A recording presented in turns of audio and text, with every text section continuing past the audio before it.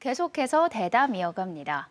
제20대 대통령 당선인이 발빠른 행보를 보이고 있죠. 차기 정부 국정과제 선정 등 출범을 위한 인수위가 지난주에 구성을 마치고 본격적인 활동에 들어갔는데요. 대선 기간에 제시됐던 공약들이 인수위를 통해서 다듬어질 가운데 제주 공약은 무엇이 있는지 뉴제주일보의 부남철 기자와 자세히 짚어보겠습니다. 어서 오세요. 안녕하세요. 네, 윤석열 대통령 당선인의 제주 공약이 8가지죠? 네, 맞습니다. 윤석열 대통령 당선인이 지난 2월 말에 제주 8대 공약을 발표를 했고요. 대선을 하루 앞둔 지난 8일에 제주를 찾아서 이 공약들을 확인하면서 제주를 발전시키겠다고 약속을 했습니다. 8대 공약은 네. 우선은 제주 관광천 신설, 그리고 제주 제2공항 조속 착공, 그리고 제주 신항만 건설, 제주형 미래산업 집중 육성, 제주 4.3의 완전한 해결, 네. 그리고 쓰레기 처리 걱정 없는 섬 제주 구현, 그리고 상급 종합병원 및 감염병 전문병원 설치, 해녀 문화의 전당, 제주 세계 지질공원센터 설립 등입니다. 네, 이 가운데 가장 눈에 띄는 정책을 꼽으라면 어떤? 솔직히 윤석열 당선인의 공약을 보면 네. 기존의 제주도가 추진하고 있던 정책과 많이 중첩이 됩니다. 그리고 이재명 후보가 당시 대선 당시에 제시했던 공약과도 많이 중첩이 되고요. 네. 하지만 다만 한 가지 눈에 띄는 것은 관광청을 신설해서 제주에 유치하겠다는 것입니다. 지금 일본과 태국, 싱가포르 등 동남아 국가에도 관광청이 있는데 문화체육관광부 독립예청으로 관광청을 신설하고 그것을 제주에 유치하겠다는 구상인데요. 이 얘기는 그동안 학계에서도 계속 꾸준히 제기돼 왔었습니다. 특히 윤 당선인이 관광청을 신설하겠다는 것은 전국 단위 규모에서 그동안 주목을 끌지 못했던 관광산업이 국가 차원의 주요 핵심 산업으로 인식을 이제 받을 수 있다는 점에서 이제 주목이 되고 있습니다. 네, 관광청이 설립이 된다면 제주 관광산업 발전에 기여가 될 걸로 예상이 되는데, 그런데 이게 현실 가능성이 있나요? 현실적으로 가장 어려운 부분은 신설 과정에서 이제 가장 우선돼야 될 게 정부 조직법이 개정이 돼야 되는데요. 네. 지금 그 부분이 가장 어려울 것으로 보입니다. 대선 과정에서 윤석열 당선인이 여성가족부 폐지 공약을 내세웠는데 네. 국회 다수당인 더불어민주당에서 그 정부조직법 개정을 처리를 안 해주겠다라고 주장을 하고 있어서 정부조직법 개정 현행 법률을 개정하는 것이 가장 큰 걸림돌이 될 것으로 보고 있습니다. 네. 그리고 제주 지역의 경우에는 제주도청에 관광국이 있고요. 그다음에 제주관광공사, 그리고 제주도관광협회, 제주컨벤션프로 등이 각 업무를 수행하고 있는데 이들 기관의 통합이 난항이 예상이 됩니다. 관광청이 관광산업의 컨트롤 타워 역할을 하기 위해서는 제도 개선과 예산 확보가 우선돼야 될 것으로 생각이 되고 있습니다. 네, 윤 당선인의 제주 공약 가운데 도민들 사이에서 가장 이슈가 되고 있는 건 바로 제2공항 추진입니다. 조속히 추진하겠다. 아주 강한 입장을 내보이고 있죠. 네, 윤 당선인은 지난 7년 동안 제주 사회를 반목과 갈등으로 몰아넣었던 제2공항에 대해서 조속히 추진을 하겠다라고 밝히고 있습니다. 네. 특히 지난 8일 제주 유세에서는 제2공항 추진이 여러 가지 이유로 해서 국민 찬반 양론으로 지체되고 있는데 여러분의 의견을 잘 수용해서 제주의 동과 서가 발전할 수 있는 방향으로 멋진 공항을 빨리 추진해서 사람들이 제주에 자유롭게 드나들 수 있도록 하겠다라며 추진에 강한 의지를 보였습니다. 네. 이는 원희룡 전 지사, 지금 인수위원회 기획위원장과 국민의힘 제주도당의 조언을 받아들인 것으로 생각이 됩니다. 이 공약은 지난 19대 대선에서 문재인 당시 대선 후보가 내세운 공약이기도 합니다. 네, 제2공항 건설과 둘러싼 도민 갈등이 증폭이 되면서 지난해 제주도와 도의회가 도내 언론사에 도민 대상 여론조사를 실시했습니다. 그 결과 오차 범위 내에서 반대 의견이 높았고요. 이걸 근거로 반대 측에서는 제2공항은 무산됐다 이렇게 주장을 하고 있거든요. 이게 다시 갈등을 불러일으키지는 않을까 우려가 됩니다. 그렇습니다. 청와대 이전 논란이 지금 계속되고 있지만 윤 당선인의 스타일을 보면 자신이 약속한 거 그리고 공약은 반드시 실천하겠다라는 네. 입장을 보이고 있습니다.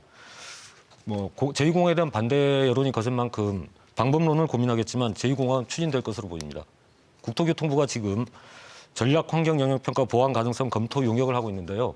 거기에 보완이 가능하다는 결론이 나온다면 제2공항 건설 사업은 속도를 낼 것으로 보입니다. 네. 하지만 가장 중요한 건 도민의 동의 과정이 필요하다는 그렇죠. 것이라고 생각을 합니다. 네. 지난해 실시한 여론조사도 도민적 합의를 이끌어내기 위해서 실시된 것인데 그 결과를 서로가 존중하는 것이 민주주의라고 생각을 합니다. 네.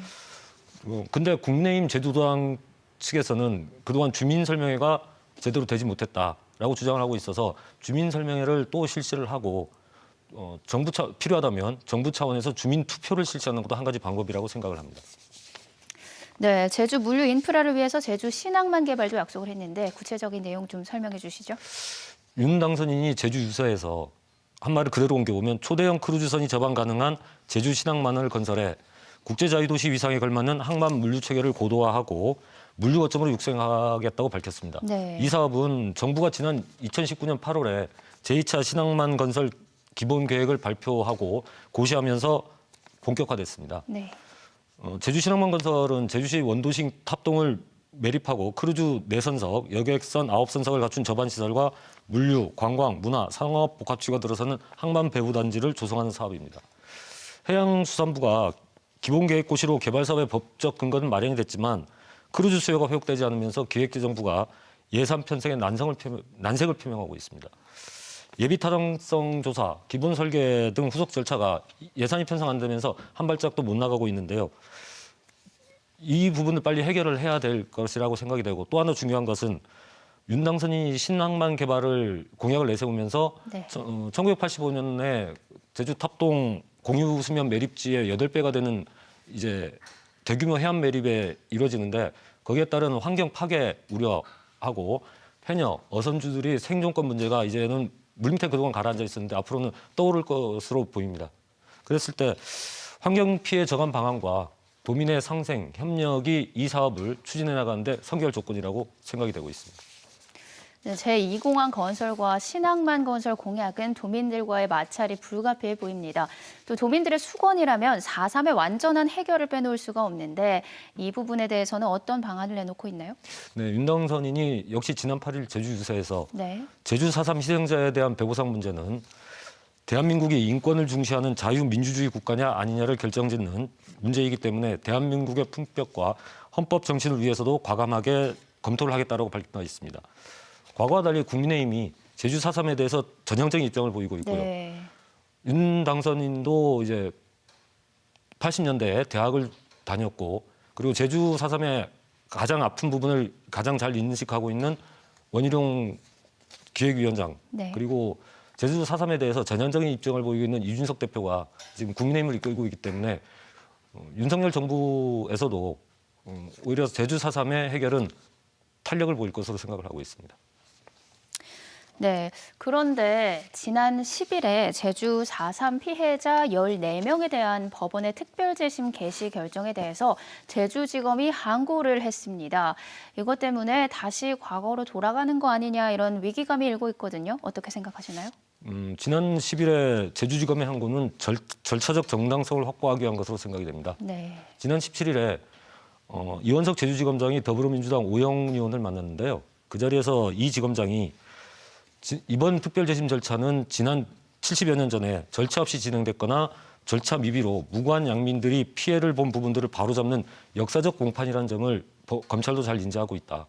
그리고 앞으로 70여 년이 지난 후에도 특별재심 절차가 하자 없이 잘 집행됐다는 역사적 평가를 받을 수 있도록 최선의 노력을 다하겠다고 밝혔습니다. 이렇게 본다면 이런 문제가 과거로 되돌아가지 않을까라는 네. 문제는 걱정하지 않아도 될 부분으로 보입니다. 오히려 제가 걱정하는 부분은 윤 당선인이 정부 내의 반대를 어떻게 가라앉힐 수 있느냐라는 것입니다. 네.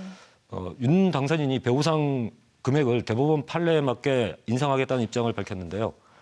기획재정부가 형평성 그리고 예산 관련 등을 운운하면서 배보상 금액 책정에 굉장히 보수적인 입장을 보여온 게 사실입니다. 이런 반대를 과연 윤 당선인이 정치적으로 돌파할 수 있을지 관심이 쏠리고 있습니다. 그리고 가장 또 이제 4.3의 완전한 해결 공약을 이제 실현한다는 것은 이번 4.3 추모식에 윤 당선인이 참석을 하느냐 문제에 따라서 오히려 참석을 한다면 우려감이 많이 해소될 것으로 보이고 있습니다. 윤 당선인의 참석을 기대해 보겠습니다. 네, 윤 당선인이 대통령이 되기 전에 당선인 신분으로도 참석을 하겠다고 공약을 했나요? 그렇죠. 그리고 지금 국민의힘 제주도당에서도 참석할 것으로 네. 거의 확신을 하고 있는 분위기입니다. 네, 알겠습니다. 자, 지금까지 이렇게 윤 당선인의 제주 공약 가운데 주요 내용을 살펴봤습니다. 그중에 아쉬운 점이 있다면요? 아쉬운 점은 제주특별자치도와 관련해서 지방분권 그리고 네. 지방자치 재정과 관련된 공약이 없다는 점이죠. 네. 그런데 인수위에 설치된 지역균형특별위원장을 맡은 김병준 교수가 노무현 정부 시절에 지방분권 정책을 주도를 했고 또 제주에 대한 이해와 관심이 좀 높습니다. 네. 그리고 인수위에 원희룡 전 지사, 지금 기획위원장이 포진하고 있어서 제주 현안이 새 정부의 국정과제에 반영되는 것은 큰 문제가 없을 것으로 보입니다. 네. 그리고 가장 중요한 건 도내 최대 갈등인 제2공항 갈등 문제를 해결할 정책적 대안을 빨리 만들어내는 거라고 생각을 합니다. 그리고 앞으로 이제 제8회 전국 동시지방선거가 좀 2달 정도 남았는데요. 네. 6월 1일에 이 선거에 출마하는 후보들이 윤 당선인이 제시한 제주 공약과 관련해서 세부적인 정책 대안을 제시해 주기를 기대하고 있습니다. 네, 자, 어떤 공약이든 추진 과정에 있어서 도민과의 의견 수렴이 가장 중요한데요. 절차적 정당성을 확보하기 위해서라도 도민 공감대 형성, 공론화 과정을 꼭 거쳤으면 좋겠습니다. 오늘 말씀 여기까지 듣겠습니다. 고맙습니다. 감사합니다.